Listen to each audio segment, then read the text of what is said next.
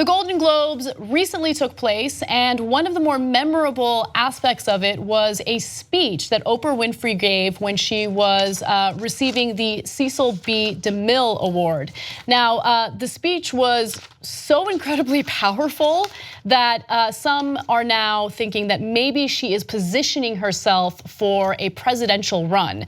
This is not something that she has confirmed. However, which has been lost in a lot of the discussion about it. Right, exactly. That has been lost in the discussion about it. Oprah! She hasn't said anything. She hasn't said anything, but I will say that from the very beginning of the Golden Globes, there was talk of her running for president, and who knows how it's all gonna play out. But I will say that I enjoyed her speech, mostly because we haven't heard a lot of intelligent, inspiring speeches lately. And so I forgot what it was like to hear someone speak intelligently.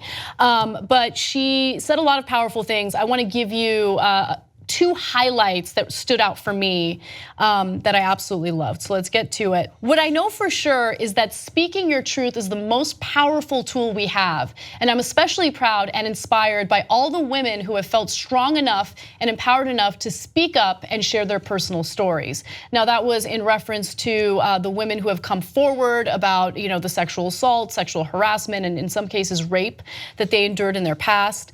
She also said, I've interviewed and portrayed people who've withstood some of the ugliest things life can throw at you. But the one quality all of them seem to share is an ability to maintain hope for a brighter morning, even during our darkest nights. There was, just a lot of positivity in what she was saying, even as she was talking about, some of the persecution people have dealt with in the past. And so, yes, it was powerful. I absolutely loved it. She also said, it was, again, so inspiring and so powerful that people were like, is she gonna run for president? And her longtime boyfriend, Stedman Graham, said, it's up to the people, she would absolutely do it. Again, that's not a statement from her, it's from her longtime boyfriend, but still, yeah. So look, I watched, the speech was great. I really did like it because I like a good speech. I'm that sort of political nerd, I guess. And it was a good speech, it was positive. It was about an issue that a lot of people care about. I understand not everybody cares about this issue all that much. Some people are pissed off to see it being talked about, I get that. And then you had the social media reaction where, look, some people were super, like, she's gonna be the president, she's gotta be the president. And my reaction to that would be, this is a little bit premature.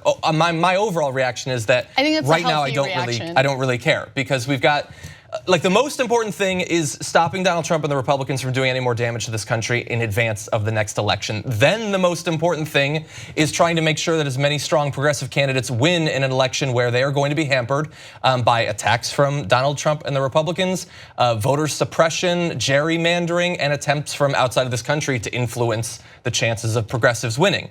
Those are the first two things. Then we're gonna have 4 years of talking about the next election, or 2 years, I guess.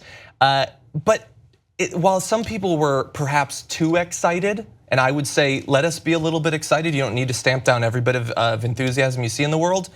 If you feel like it's a waste of time to talk about Oprah being president, at the end of the day, if all you're talking about is why she shouldn't be president, that's still the same conversation. That's just a back and forth that you're now a part of. And there were a lot of people spending a lot of time on Twitter talking about why she shouldn't be not understanding I know, but that thing. There are a lot of people spending a lot of time on Twitter saying all sorts of nonsense. I feel like that's what Twitter was created for, and so I don't pay close attention to that. I don't care. Yes. What I do care about, and this is I think the element of the conversation that always goes missing and it drives me crazy, is who is Oprah Winfrey. Like, we know her in regard to her movie roles and the people she interviewed and her incredibly successful career, but policy-wise, what does she support? I mean, I know what she has done in the past politically. She's endorsed Obama, she's endorsed Hillary. She has given quite a few campaign contributions to Cory Booker, which I knew she was supportive of him, but I didn't realize how often she contributed money to his campaigns.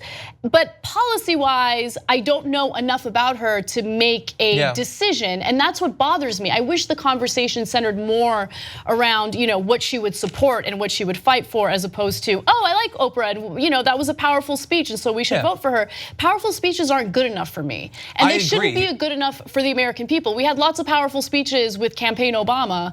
And when it came to certain policies, he did fall short in pushing for things that progressives wanted. Yeah, as of right now, I mean, I don't even really care because she's not running for president. And we have a long time to wait. But I think she's gonna run. I'm gonna keep it real. That's just my speculation. Who the hell knows? I mean, anybody could run. Look, I've already decided, I've been very clear, I want The Rock to be president. Okay. But anyway, I mean, if it's gonna be a celebrity, why not The Rock? Come on. What if aliens invade? He can take him down.